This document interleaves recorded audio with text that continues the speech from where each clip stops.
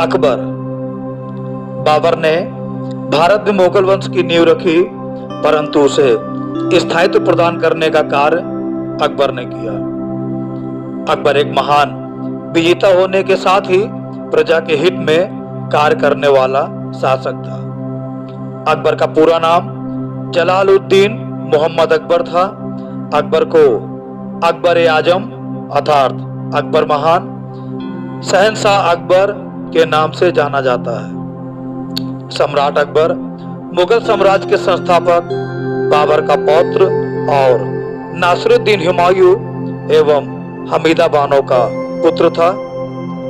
अकबर का जन्म राजपूत शासक राणा अमरसाल के महल उमरकोट सिंध में 23 नवंबर 1542 ईस्वी में हुआ था। पिता की मृत्यु के समय अकबर केवल 13 वर्ष का था। हुमायूं के विश्वास पात्र बैरम खान ने अकबर का राज्याभिषेक किया।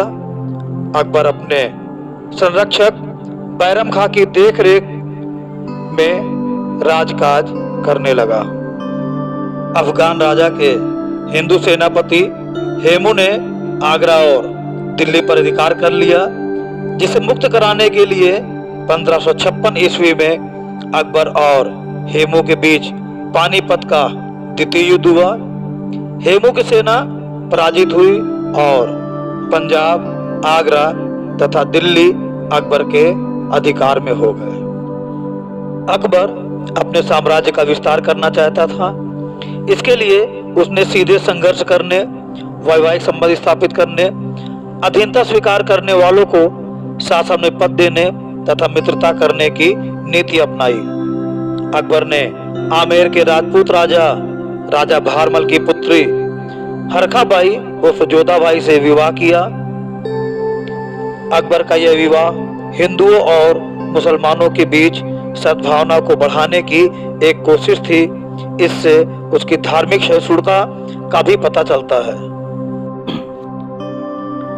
अकबर ने आमेर, जोधपुर, बीकानेर, जैसलमेर के राजपूतों को दरबार में सम्मानजनक स्थान दिया। राजपूत राजा भगवान दास तथा पोते मान सिंह को दरबार में सबसे ऊंचा स्थान दिया। कई राजपूतों ने अकबर की अधीनता स्वीकार कर ली, परंतु मेवाड़ के राणा प्रताप ने सर झुकाने से इनकार कर दिया और जल्दी ही अकबर की सेना और राणा प्रताप का सामना 1576 ईस्वी में हल्दी घाटी के मैदान में हुआ। थोड़ी संख्या में होते हुए भी राणा ने मुगल सेना में उथल पुथल मचा दी। राणा प्रताप भीषण युद्ध करते हुए बुरी तरह घायल हुए और उन्हें परिवार सहित जंगल का आश्रय लेना पड़ा। उन्होंने प्रण किया कि जब तक वे मेवाड़ को वापस नहीं ले लेंगे, वे घास की रोटी खाएंगे, जमीन पर सोएंगे और सभी सुखों का त्याग कर देंगे।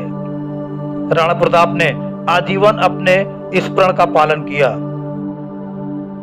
राणा ने 20 वर्षों के संघर्ष में देवार, उदयपुर और कोमलमीर स्वतंत्र करा लिए, परंतु चित्तौड़ व अजमेर अकबर के कब्जे में ही रहा।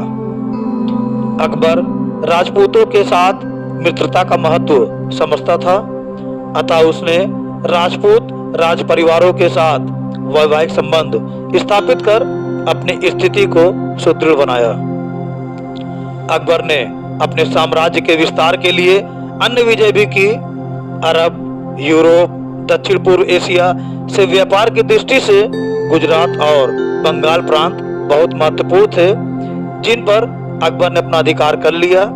इससे राज्य की आमदनी बढ़ी। दक्षिण में अकबर का अहमदनगर की रानी चांद बीवी से युद्ध हुआ। अकबर ने अहमदनगर के कुछ भागों को अपने अधिकार में कर लिया। उसने गोंडवाना की शासिका दुर्गावती को हराया। इस तरह अकबर ने एक विशाल साम्राज्य की स्थापना की, जो कश्मीर से अहमदनगर तथा काबुल से बंगाल तक फैला हुआ था। अकबर ने साम्राज्य के प्रशासन को सुचारू रूप से चलाने के लिए साम्राज्य को कई स्तरों में बांट रखा था। प्रशासन के कार्यों की देखरेख के लिए केंद्र से लेकर गांव तक जिम्मेदार अधिकारियों की नियुक्ति की थी। अकबर विद्वानों का आश्रयदाता था। उसके दरबार में अनेक प्रसिद्ध विद्वान थे। मुल्ला दो प्याजा, हकीम हुमाम, अब्दुल रहीम खान खाना, अबुल फजल, तानसेन, राजा मान सिंह, राजा टोडरमल, फैजी एवं राजा बीरबल उसके दरबार के नवरत्न थे।